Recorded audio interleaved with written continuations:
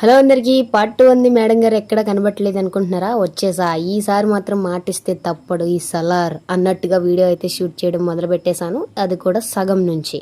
ఎందుకు ఏంటని నన్ను అడగొద్దు, ఎందుకంటే కొన్ని కారణాలు చెప్పలేం. సో మసీద్కి నేను 12:30కి వెళ్తే 2కి అయితే వచ్చేసాను. మసీద్ మా ఇంటి పక్కనే, అయినా కానీ నాకు వాటర్ అయితే చాలా బాగా వేసింది. ఎందుకంటే ఎండలు అంత దారుణంగా ఉన్నాయి బాబోయ్. ఇది ఎండాకాలమో తెలీదు, వర్షాకాలమో తెలీదు, అలా ఉంది. సో పడుకొని లేచేటప్పటికి 6 అయితే అయిపోయింది. 6కి కూడా నేను లేకపోదును, ఎందుకంటే వాడు కరెంట్ తీసేశాడు.